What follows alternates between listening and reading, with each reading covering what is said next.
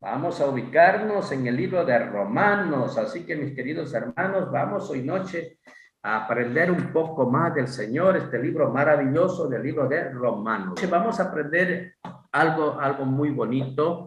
Recuerden que ya habíamos leído los versos del libro de Romanos, lo que es desde el verso 1 hasta el verso 7, y que específicamente es el saludo que hace el apóstol Pablo a los hermanos en Roma, porque habían pastores que ya estaban allá, ellos ministrando en Roma. Entonces él tenía información de cómo estaban las iglesias por allá, ¿no?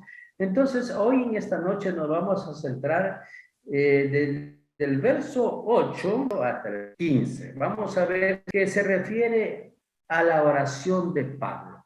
Miren ustedes cómo este hombre de Dios, ¿no es cierto?, un hombre comprometido con el evangelio, él ora por sus hermanos. Vamos a sacar al menos 8 cosas sobre la oración que podemos aprender en estos versículos, ¿sí? La primera es: la oración debe incluir acción de gracias. ¿Qué dice el verso 8? Primeramente doy gracias a mi Dios, mediante Jesucristo, con respecto a todos vosotros, de vuestra fe se divulga por todo el mundo.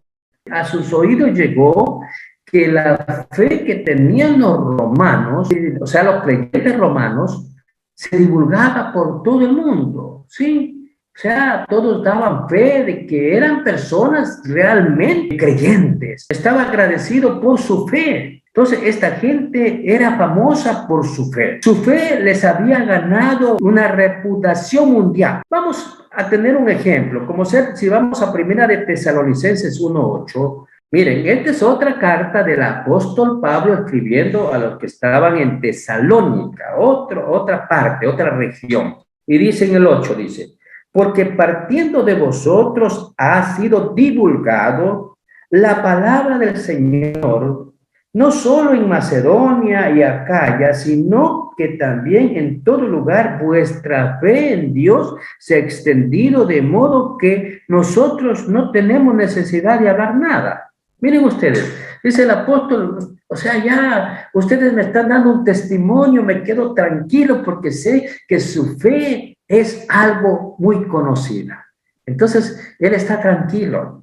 Él ya no está exhortando a los hermanos diciendo, no escuchen de pronto doctrinas falsas, sino que él sabe que ellos están bien alineados con la fe, ¿no es cierto?, con la doctrina sana, ¿ya? Entonces, aprendemos que los cristianos de Tesalónica también eran conocidos por su fe.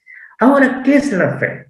Vamos a ir, en la Biblia hay 2 definiciones sencillas de la fe, pero hay una definición muy clara, que está en Hebreos capítulo 11. Es pues la fe, miren, ahí está dando el concepto, es pues la fe que es la certeza de lo que esperamos y la convicción de lo que no se ve. La fe, dice, es pues la fe, la certeza de lo que se espera y la convicción de lo que no se ve. O sea, nosotros creemos, por fe, creemos en Jesucristo. Creemos que Él resucitó. Creemos que Él fue crucificado, muerto, resucitó y está sentado a la diestra del Padre Todopoderoso. Por fe, no lo hemos visto. No es como los creyentes que estaban de pronto en los tiempos de los primeros, la iglesia primitiva, donde ahí sí fueron testigos oculares de lo que pasó con Jesús. Pero en este momento también nosotros somos cristianos de fe, porque creemos sin haberlo visto. Vamos a ir a otro texto, Romanos 4:21. Plenamente convencido de que era también poderoso para hacer todo lo que había prometido. O sea, es una convicción. Si Dios me lo dice, yo estoy seguro que Dios cumplirá su promesa. Eso es fe. Eso es lo que Dios quiere de nosotros. Vamos a otro texto. Hechos 27:25. Por tanto, oh varones, tener buen ánimo, porque yo confío en Dios que será así como se me ha dicho. Dios le dio una revelación. ¿Qué le dijo? Dios le dijo a él que no iban a perecer nadie de los que estaban en la embarcación. Pablo fue trasladado a la cárcel en Roma y tocó de hacer un viaje, ¿sí? Y hubo un problema en ese viaje, hubo tempestad, ¿ya? Y ellos, bueno, naufragaron, todo eso pasó, llegaron a una isla, pero sí, él les dio tranquilidad y les dijo, yo creo en lo que el Señor me dijo, así que tranquilos, ¿sí? Tranquilos, nadie va a morir. Miren ustedes, eso es la fe. La fe es la certeza de lo que Dios nos dice. Si Dios dice en su palabra algo, entonces le vamos a creer. Amén. Punto 2. La oración tiene que ser mediante Jesucristo. No nos podemos olvidar de Jesucristo. El verso 8. Primeramente doy gracias a mi Dios mediante Jesucristo. Miren ustedes, mediante Jesucristo. Ahora, no podemos acercarnos a Dios por otro camino, ¿sí? Recuerden que Jesús dijo en Juan 14:6, ¿qué dijo? Yo soy el camino, la verdad y la vida, y nadie llega al Padre sino por mí. O sea, aquel que quiere dejar a Jesús a un lado e ir directamente a Dios, eso no es bíblico, no es bíblico. Jesús dice, yo soy el camino, yo soy el camino para llegar al Padre. No hay otra situación, no hay una religión, una secta, no hay nada que puede hacernos tener nuestra relación con Dios, sino por medio de Jesucristo. Entonces, Él es nuestro gran mediador. Vamos a ver lo que dice en Primera de Timoteo 2:5. Cuando estamos orando, Él es nuestro mediador, Él es nuestro abogado. Si vamos a Primera de Timoteo 2:5, ahí vamos a ir confirmando. Eso es lo bonito de las enseñanzas. Usted no diga, es que el hermano dice que así es. No, es que la palabra de Dios lo dice. Miren lo que dice. Porque hay un solo Dios y un solo mediador entre Dios y los hombres, Jesucristo, hombre. La palabra es bien clara. Miren, existen otras enseñanzas donde dicen que otros son mediadores más que Jesucristo, pero aquí la palabra nos está diciendo que el único mediador entre Dios y los hombres es Jesucristo, no hay más. Entonces no podemos creer en doctrinas que no son bíblicas. Entonces, miren ustedes, ¿ya? Aparte de él, no hay nadie más. Ya, si no es, dice, por medio de Jesucristo, nuestra oración sería imposible. ¿Ya? Por eso oramos en el nombre de Jesucristo. Cuando usted ora al Padre, termina diciendo, te lo pido en el nombre de nuestro Señor Jesucristo. Cerramos la oración. Amén. Punto 3. La oración debe ser constante. Constante, ¿sí? A veces pensamos nosotros que ya oramos una vez y ya, hasta ahí nomás. Ya no vamos a seguir orando. En el verso 9 dice lo siguiente, porque testigo me es Dios a quien sirvo en mi espíritu, en el evangelio de su Hijo, de que sin cesar hago mención de vosotros siempre en mis oraciones. De que sin cesar, miren, ahí está en pantalla, porque testigo me es Dios. ¿Quién más? Un testigo, Dios que nos conoce a nosotros, dice hasta lo más profundo. Dios nos conoce todo, a Él no le podemos mentir. Y ahí el apóstol Pablo dice, porque testigo me es Dios, a quien sirvo en mi espíritu en el evangelio de su Hijo, ¿ya? De que sin cesar hago mención de vosotros, sin cesar. Pablo oraba por los romanos sin cesar. Eso es lo que está diciendo. Esta misma expresión, ¿no es cierto? Nosotros podemos verla en Primera de Tesalonicenses 5:17. Orad sin cesar. O sea, nunca cansarnos. Seguir. No es de orar solo un día, 2 días, 3 días. No, hay que seguir clamando. Clama a mí y yo responderé. Eso es lo que debemos hacer nosotros. clama a mí y el Señor nos va a responder. Amén. Vamos al punto número 4. La oración debe ser genuina. Por eso dice en el verso, porque testigo me es Dios. Mire, Dios sabía cómo era realmente la vida de oración del apóstol Pablo. Dios sabía. A otro le podemos mentir, pero a Dios no, Dios sabía. Por eso el apóstol Pablo pone a Dios como testigo. Y él sabía esa entrega en la oración del apóstol Pablo. Entonces, otras personas no pueden ser testigos de tu vida de oración. Solo Dios puede serlo. Pablo no solo pretendía ser un hombre de oración.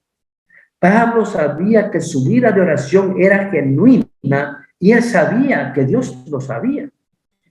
Entonces, miren ustedes, otro punto importante, que nuestra oración debe ser sincera, genuina, no unas oraciones ahí medio, ya, y se acabó, ya eso no sirve. Dios sabe cómo entramos en su presencia. El punto número 5, la oración debe incluir la intercesión. Pablo menciona personalmente a estos creyentes romanos, ¿no es cierto? Pablo alcanzaba a muchas almas con su predicación y alcanzaba también muchos más almas con sus oraciones. Miren el verso 9, el que dice, ¿no? Aquí nos dice, de quién sin cesar hago mención de vosotros siempre en mis oraciones. Él estaba orando siempre, ¿no? Siempre en sus oraciones, intercediendo por los hermanos, por la gente necesitada. No sé si usted lo está haciendo.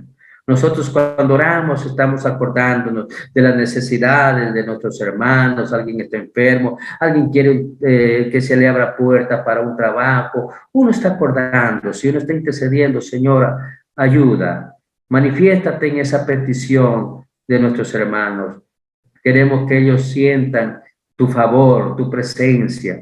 Entonces estamos intercediendo, eso es importante, ¿sí? Cada vez que nosotros oramos, por favor, recuerden por quiénes estamos orando y también en sus oraciones, pongan en sus oraciones a nuestros hermanos, a los que usted recuerde, ¿sí? Porque a veces no podemos recordar todo, pero a los que usted recuerde, siempre póngalos en oración, ¿sí? Alguna necesidad de salud, de trabajo y cualquier otra situación. Entonces, la pregunta sería, ¿a quién mencionaba Pablo en sus oraciones? En Romanos capítulo 16 encontramos 26 nombres por quien Pablo oraba. Eso queda como para que ustedes investiguen. En Romanos capítulo 16. La pregunta también sería, ¿por quiénes oras tú? Pablo obedecía fielmente al mandamiento de Efesios 6:18. Vamos a Efesios 6:18. Orando en todo tiempo, con toda oración y súplica en el Espíritu. Miren ustedes, es que necesariamente tenemos que haber recibido el Espíritu para poder orar en el Espíritu. ¿Sí? Miren ustedes, orando no en la carne, no, en la carne no.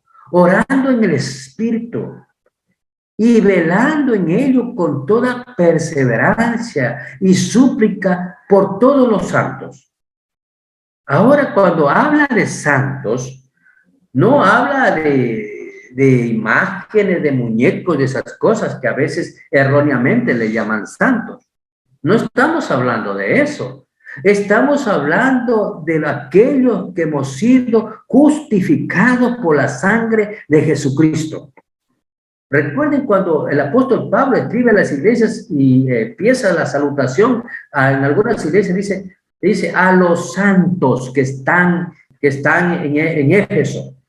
Entonces se refiere a los creyentes, a los que han sido justificados y llamados a ser santos. Todos nosotros somos llamados a ser santos, a cada día ser más perfectos. En Efesios 6:18, entonces aquí confirmamos que esta oración debe incluir, ¿no es cierto?, intercesión, perseverancia, ¿sí? Orando en todo tiempo, dice, con súplica en el Espíritu, velando en ello con toda perseverancia y súplica por todos los santos. Vamos al punto 6. La oración debe ser específica. Vamos al verso 10. rogando que de alguna manera tenga al fin, por la voluntad de Dios, un próspero viaje para ir a vosotros. Miren, él estaba orando por un próspero viaje. Sí, algo específico. No hay detalle en tu vida que sea tan trivial que no lo puedas hacer materia de oración. Así que nosotros podemos orar por cualquier circunstancia, por un viaje, ¿no es cierto? Podemos orar por un trabajo, por la enfermedad, podemos orar por nuestros hijos, por la educación, por cualquier situación podemos orar siempre y cuando esté este pedido en cosas que se encuadren dentro de la voluntad del Señor. Por supuesto que sí. Por supuesto, hay que tomar mucho en cuenta eso. ¿Por qué propósitos buenos debo de orar? Por supuesto que sí. Eso tiene que estar alineado. No podemos orar por cosas que no son correctas. Tenemos que orar por cosas correctas. Entonces, aquí lo que estaba haciendo el apóstol Pablo, orando por el viaje a Roma, ¿no es cierto? Por eso estaba orando. ¿Y para qué? Él estaba orando para ir a animar en ese momento donde él llegue a Roma a todos aquellos creyentes, ¿no? Para ministrarlos, para enseñarles la palabra, para instruirlos, para eso. Entonces, eso era necesario. Vamos a seguir, vamos al punto 7. Punto 7. La oración debe ser sumisa. Versículo 10. Note la frase clave, por la voluntad de Dios, rogando que de alguna manera tenga el fin por la voluntad de Dios. No es que nosotros vamos a decirle a Dios, no es que yo quiero esa situación y punto, no. Si es la voluntad de Dios, va a ser. Recuerden que el mismo Jesucristo, ¿no es cierto? El Hijo de Dios. Miren ustedes, el Hijo de Dios, cuando estaba antes, un pocos minutos antes de entrar al sacrificio, a lo más terrible que pudo pasar un ser humano, un hombre inocente. Miren ustedes, él dijo, Padre, si es posible, aparta de mí esta copa. Él estaba orando como hombre porque sabía lo que le iba a venir, sabía. Pero él dijo, pero que no se haga mi voluntad, sino la tuya. Miren ustedes, a Dios no le podemos nosotros ordenar, mandar, yo decreto, yo digo que se haga así, yo quiero que... No, eso no es una oración correcta. Debe ser una oración sumisa a la voluntad de Dios. Vamos a comparar entonces con Lucas 22:42. Ahí está la oración. Miren ustedes, y aquí confirmamos, diciendo, Padre, si quieres, pasa de mí esta copa, pero que no se haga mi voluntad, sino la tuya. Hay muchas cosas que nosotros podemos pedir a Dios, pero Padre, si es algo bueno, si es algo que me va a ayudar, Padre, ayúdame, Señor. Pero que no sea lo que yo quiero, sino lo que tú quieres. Entonces, Pablo no exigía a Dios, u ordenaba a Dios, o imponía a Dios lo que él quería. Él simplemente hacía una petición y deseaba que su petición fuese otorgada solamente si era la voluntad de Dios. ¿Sí? La voluntad de Dios. Miren ustedes, después vamos a entender que Pablo oraba para viajar a Roma y después vamos al libro de Hechos, ¿no es cierto? Lo que nosotros habíamos leído. Y qué terrible que fue el viaje que tuvo el apóstol Pablo para ir a Roma. Sí, él fue preso a Roma, así llegó a Roma. Y ahí estuvo unos 2 años, dice la palabra, 3 años ministrando, pero desde la cárcel. Desde la cárcel, él tenía visita, todo, bueno, él tenía, como se dice, licencia para que la gente vaya, lo escuche, todo, pero él estaba en la cárcel. Miren ustedes, así fue a Roma, no fue con bombos y platillos, que toda una celebración y todo era hermoso, no, fue algo terrible, naufragaron en el viaje, tuvieron que llegar a una isla, fue picado por una serpiente, Ustedes conocen, bueno, alguien que haya leído esa historia, todo lo que pasó para llegar a Roma. Dios permitió que vaya a Roma, pero en estas circunstancias terribles. Miren ustedes. Entonces, la oración debe ser sumisa, no impositiva, no ordenarle a Dios. No sé si alguien haya escuchado cuando alguien a veces ora y es como una imposición que le hacen a Dios. Eso no se hace. Debe ser sumisa. Si está, Padre, si eso me va a ayudar, Señor, que se haga tu voluntad. En mi pensamiento sé que de pronto yo puedo salir así, pero no sé, Señor, porque mis pensamientos son limitados, dice la palabra del Señor. Mis caminos no son tus caminos, dice el Señor, ni tus pensamientos son mis pensamientos. Yo estoy muy por arriba de tus pensamientos. Miren ustedes, Él sabe lo mejor. Él sabe lo mejor. Y punto número 8, la oración debe tener un motivo correcto. Vamos al verso 11 y 12. Porque deseo veros. ¿Cuál es el motivo de él? Porque deseo veros para comunicaros algún don espiritual a fin de que sean confirmados. Miren ustedes, para eso quería el apóstol Pablo ir a Roma, ¿ya? Porque para comunicarles algún don espiritual. O sea, Pablo solo se preocupaba de las cosas espirituales. Para eso fue llamado. Y dice aquí el 12, y esto es, para ser mutuamente confortados con la fe que nos es común a vosotros y a mí. Qué hermoso, confortarnos con la fe, para ayudarnos, para animarnos. Amén. Para que usted de pronto está pasando un problema, no, hay un Dios, el Dios que está en la Biblia, ¿sí? El Dios que usted puede predicarlo también a su amigo, a su compañero de trabajo, ahí donde quiera que usted esté, también puede usted darle ánimo a veces a la gente que está desanimada. No, hay un Dios todopoderoso. Tenemos que acercarnos a Él, ¿no? Acercarnos correctamente para que nos escuche. Entonces, la pregunta sería, ¿tenía Pablo buenas razones para pedir un próspero viaje a Roma? ¿Por qué deseaba Pablo ir a Roma? Punto 1. Él quería hacer la voluntad de Dios. Sí, él quería hacer la voluntad de Dios. Verso 10, rogando que de alguna manera tenga el fin por la voluntad de Dios. Entonces, él quería hacer la voluntad de Dios. Punto 2, él quería confirmar, él quería fortalecer a los creyentes romanos en la roca. Quería fortalecerlos en Cristo Jesús. Dice el verso 11, porque deseo veros para comunicarles algún don espiritual a fin de que sean confirmados. O sea, que sean fortalecidos. Miren ustedes, ¿ya? Vamos a ver al punto 3. Él quería confortar y animar a estos creyentes, como también ser confortado y animado por ellos, ¿sí? Eso lo dice en el verso 12. Dice, esto es para ser mutuamente confortados. ¿Qué quiere decir? Él decía, yo los conforto, pero ustedes también me confortan a mí, porque yo veo en ustedes esa fe. Yo veo en ustedes que están caminando bien con el Señor. Yo veo que ustedes ya no están escuchando doctrina de hombres, están escuchando la palabra, están escuchando los evangelios, están escuchando las epístolas, están escuchando la verdad de Dios. Eso es lo que dice el apóstol. Están escuchando, ya no están escuchando cosas que no deben escuchar, ¿no? Y tanto se fortalecen ustedes, nos confortamos, los conforto yo a ustedes, y ustedes también confortan a mí. Miren ustedes.